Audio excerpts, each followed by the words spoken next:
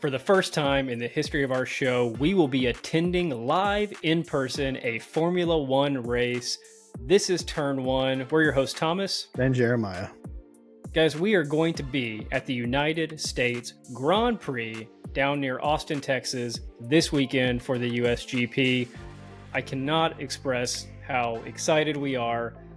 We're going to spend the next couple of minutes going through our plans for what we'd like to tackle at the USGP. If you have any thoughts or anything that you'd like to see us do while we're down there, leave us a comment. Let us know what you'd like us to do. We'll make a whole video about it if you leave us a comment. Somebody's already asked us to try a hot dog. We're going to try that hot dog and put a video out, so you better believe it.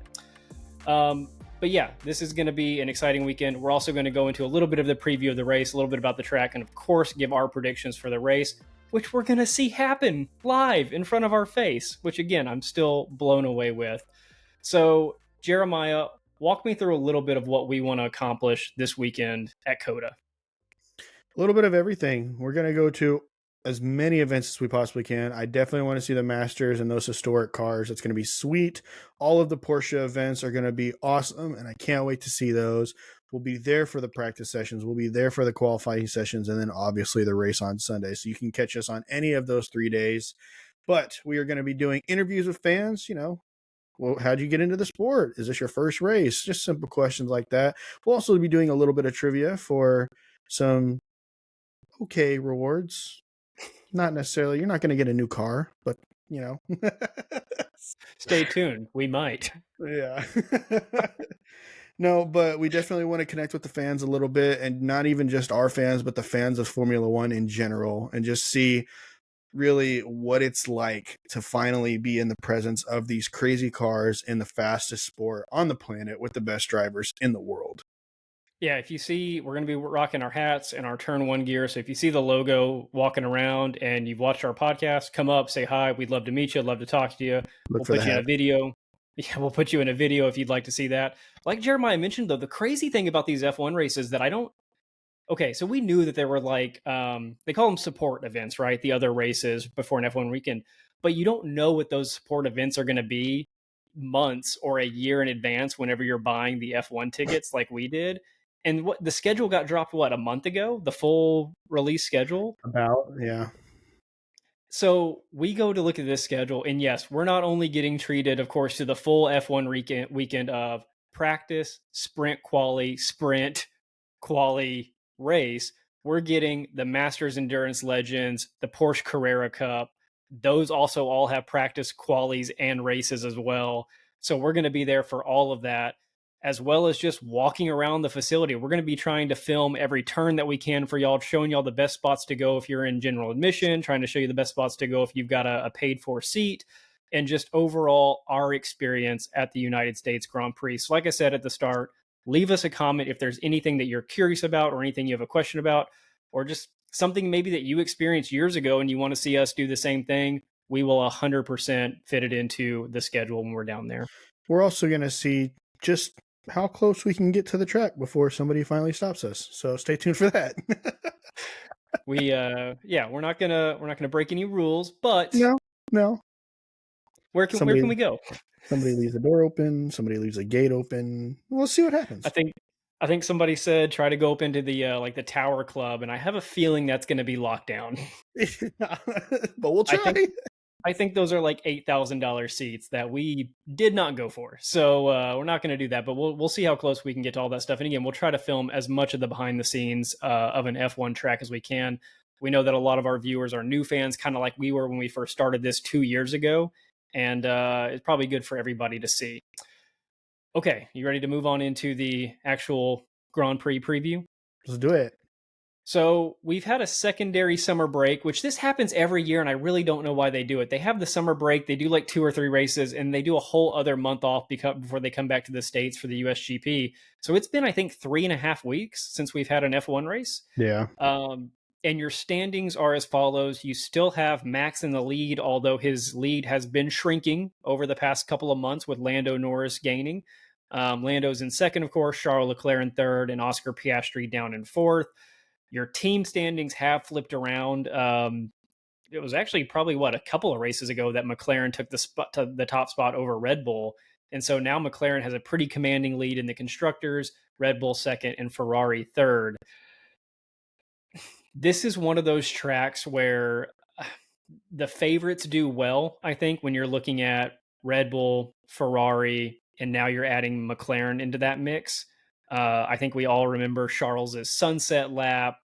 Max has done well here, of course. What are your thoughts going into this weekend as to who's going to have a successful time? I mean, all in all, this is one of my favorite tracks to begin with, period. It's going to be new and interesting because of the fact that they've laid down some new asphalt. So, of course, everybody knows it's going to be a little slick at first. There's probably going to be some sliding that's uncontrolled. You're not going to be able to see it coming whatsoever. But just the overall layout of this track, I mean, there's so many different opportunities for different things you can do. If your car's better into the corners and the turns, and you might progress through the S's very well, the turns 4, 5, 6, and 7. If your car's more top speed heavy, you're rounding turn 11, you've got that long straight coming down until turn 12. I mean, there's just so many different features to this track that will give opportunities to different drivers. Me personally, I would like to see Williams do really well here. They have top end speed. They have good drivers, and this new young gun, he's crazy good. So I would like to see some awesomeness from Williams. Also, it's Liam Lawson's first day back in a car, and this time as a permanent seat holder. So that's going to be interesting. I would love to see Liam Lawson have a good race, maybe get some good points in his first race. And other than that, as we're talking front runners, I think it's still going to be a runaway by McLaren. Yeah, I'll go back real quick to the track layout. Every track has their iconic turns and points on it. I mean, there's probably not a single F1 track that you couldn't name at least one iconic point for it. I think COTA has at least two, and you might be able to argue for more, but turn one, of course, the up the hill hairpin turn that starts the race. It's like Singapore. It's like Las Vegas was last year. It's just pure chaos at the top of that turn because you have the people trying to either dive bomb the inside line or go wide around the outside. No matter which path you take, someone's going to get messed up somewhere. And you have that great visual. And again, we're going to get to see how tall that hill is in person. Every video that I've seen of people explaining the turn one hill say that it is so much more massive than the camera can do justice. And so maybe we can give some perspective to that. But also, like you mentioned, those S curves, 3, 4, 5, and 6, there's not a lot of overtaking action necessarily that happens there. But man, that is a tough technical area for those drivers to navigate through that you won't notice it with you're like just looking at it and watching it. You're going to notice it on the time cards. You're going to notice them lose a half a second there. You're going to notice them gain a second there, depending on how well they take those 3 or 4 turns. Yeah, I would say I probably agree with you on those two being the most iconic portions of this track. There's not really anything else that you wouldn't see somewhere else. Like I said, the long straight after 11 going to 12.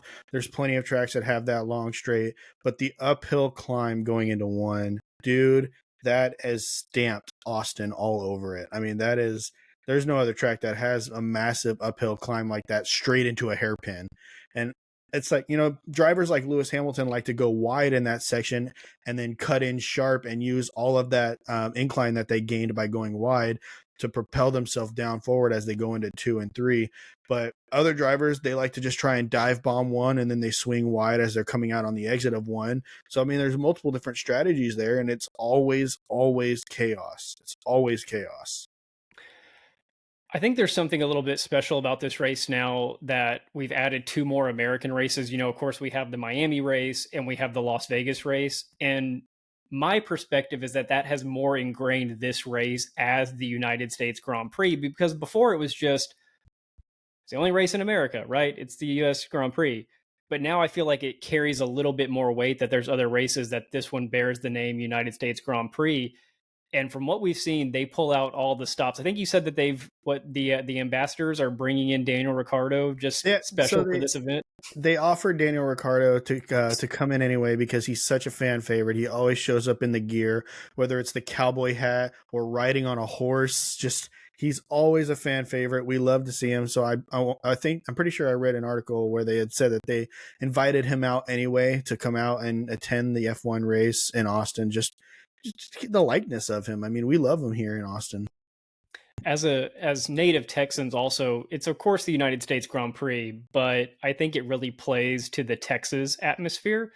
Of course, when they went to Miami, they did the weird yacht show, not in water, and then Fake water.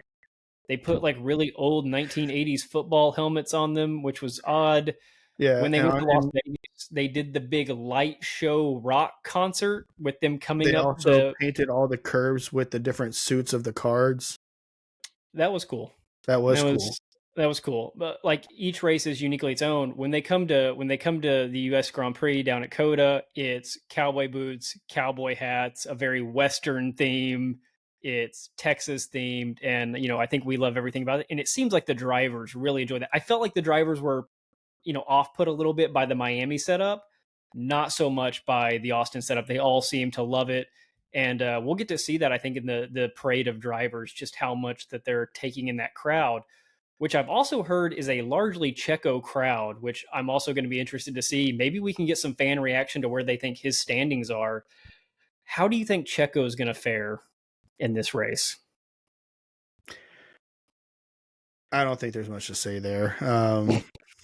It hasn't been a good Come on, season for man. Checo. I'm sorry. Look, I like Checo. I really do. And I was rooting for him whenever he won his race at Force India, or not Force India. Yeah, it was Force India, wasn't it? Or was it when they Yeah. had already become Mhm. Racing Point? It was the pink Mercedes year. Right.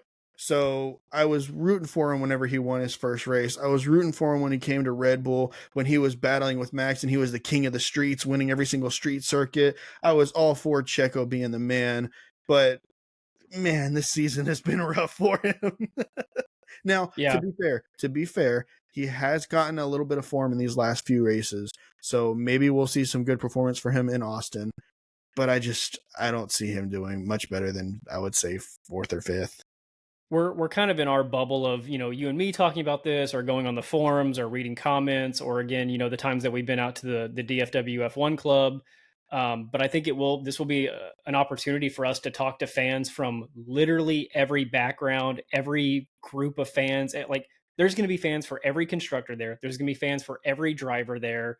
Like, it's going to be everybody. I'm pretty sure we're going to be able to find the Checo fans. They'll have the full Checo gear on, I'm sure. They have I almost bought one. They have the Red Bull hat that has like the Mexico flag colors on it. Yeah. So we can find those. I want to talk to those folks and just see what their thoughts are, because he's signed for next year. But man, that might change. I mean, seriously, that might Oh, change if he no. doesn't. I don't know. They're not going to replace him this year, but next year might be a mid-season change if things don't improve. Okay, anything else you want to look at for the track or the drivers before we get into predictions? No, I want to hit heavy on the fact again that there was resurfacing done. So it's going to be a different track. It's the same track layout. It's not like they added corners and turns that didn't exist before, but it's going to be a different feel for the drivers. I mean, we've heard in the past drivers complain about how bumpy certain parts of the track are. It's going to be a completely different feel. Never before had rubber laid down on it. So the rubber is going to have to land from the Porsche races and from the historic Masters class races. It's going to be raw, but honestly, I think it's going to make for an interesting race because that's just another variable in things that could possibly go wrong during the race, which could cause different results at the end of the race from something we may never see in comparison to something that we always see, like the same drivers in the top 10. To go along with that, you know what else throws a wrench into those plans? Normally, whenever you go on a track, how many practice sessions do you get? You get 3, but not this weekend. How many practice sessions before a qualifying event do you get this weekend? You get 1. So the schedule, correct me if I'm wrong, the schedule is practice. That's the only practice. And then you go into sprint quali that same day. The next day is the sprint race. And then at night, the race quali. And then Sunday is the race.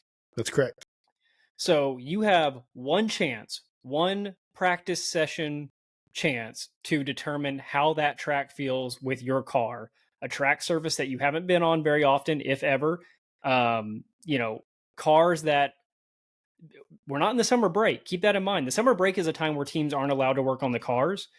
They could have been upgrading their cars the past 3 weeks, as far as I understand the rules. So I'm sure some teams are going to have upgrades somewhere that they have not tested on track yet in terms of a race weekend. And you're going into a sprint quali and then a sprint? Yeah. And I know if I'm not mistaken, Red Bull put out a post saying that they're going to bring some upgrades that weren't going to be ready until Austin and beyond. So they're bringing a package that's going to completely, hopefully, redo the mistakes that they had done in the past to the car that they thought were good and ended up not being so good, kind of like a backtracking, but hopefully it jump them back on the same page with McLaren so that they can fight for this drivers' championship. Yeah, let's use that to go into our predictions. So you mentioned Red Bull needing to bring upgrades, which they do because both drivers have been slipping. Checo has done better, but he hasn't been a top 3 driver. Max has been losing consistently the past 6 or 7 races now to other drivers, mainly Lando Norris. And so Red Bull needs to change something somewhere about their car setup for both of their drivers. Of course, they need to prioritize Max. They're going to lose the constructors. We've already passed that, but Max can still win the drivers. He's got a good shot at it. He just needs to have consistent finishes. So, with that being said, what are your top 3 for COTA? Give me Lando in the number 1 spot, Max Verstappen in the 2nd spot, and Oscar Piastri coming up the rear in 3rd. I'll take it one further. Give me Lewis Hamilton in 4th, and we'll go one past that. Give me Charles Leclerc in 5th. Wow. Okay, recap that one more time. Give me Lando Norris in the 1 spot, Max Verstappen's taking 2nd, Oscar Piastri running up the rear in 3rd to take that final podium spot. Give me Lewis Hamilton in the 4th spot and Charles Leclerc in the 5th spot. Okay, I will have to match your 5 then. So I was asking you to repeat that so I could buy time to think of 4 and 5. Give me Lando Norris in the 1 spot. I agree. I think McLaren's just on a roll because like Red Bull's had a couple of weeks to improve their car, so has McLaren, and they're starting from a better place. So give me Lando Norris in the 1 spot. Number 2, give me Charles Leclerc. Number 3, give me Carlos Sainz.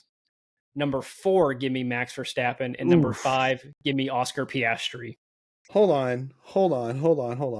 You're giving 3 and 4 or 2 and 3 to the Ferraris? Give me a 2-3 Ferrari day. Ooh, that's crazy. I don't know why, but Max has won the last 3 Grand Prix, so like I can't say that like Charles has been dominant here. Did you say Max has won? The last 3 Austin Grand Prix. The last 3 USGPs. Yeah. Not right now. So I can't say like Charles has been dominant here or anything, but I just feel like Ferrari brings it to this race. I don't know why I have that for their own opinion.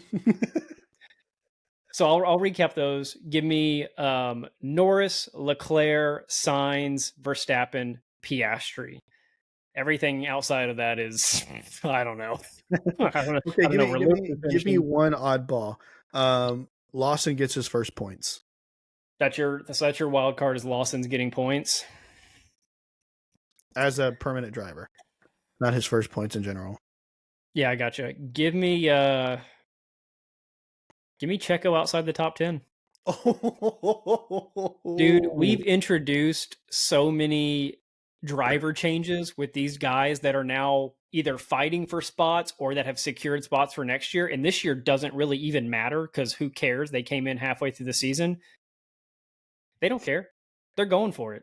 We've seen that with Ollie Behrman early in the season. We've seen that in years past with Nick DeVries getting points early. We've seen that with Colapinto this year already. You mentioned Lawson coming in. Those are all guys that can steal points from the top 10 points earners right now. And Checo's sitting in 8th. You have 6 drivers between him and his teammates. Which is unheard of. And if I'm not mistaken, I could be wrong here. I'm pretty sure if Max wins the drivers' championship, it'll be the biggest gap between teammates and a championship if not, I think one other time it's been this big. I would not be surprised. That is not how a team. You look at every other team. The McLarens are separated by one driver. The Ferraris are separated by one driver. Mercedes is neck and neck. Aston Martin separated by one driver. That's how your top teams are running. They are all separated by one driver, minus Mercedes, who's side by side. And Red Bull has 6 drivers in between. And they're all the ones that I just mentioned. That is ridiculous. I mean, that's a testament to If you look at where Checo's at, I want to say that's realistically where Red Bull's at. And the only reason Max is where Max is because he's Max. Yeah, no, their car performance is easily 4th. That's crazy. That is crazy. And that came from him dominating the opening part of the season. This was like halfway through, just and shutting out the season before. 19 race wins last year. Yeah. And Checo had 2 and Sainz had the 1. Yeah. Man, okay, this is going to be a great race. Like we mentioned at the top, we're going to be there. So if you see us, if you see our hat, if you see our gear, whatever, come up and talk to us. We'd love to have a chat with you. If you want to be in a video, we're happy to. If not, that's cool. We'll have a conversation, get to know you a little bit better. Leave us a comment if there's anything you want to see or know about the United States Grand Prix down at the Circuit of the Americas. Let us know in the comments, and we will check it out for you. Guys, if you think that they're going to take Checo Perez out of his seat and plug in Daniel Ricciardo for the Austin GP, it's unlikely, but man, wouldn't that be cool? All right, we'll see you. Bye, guys.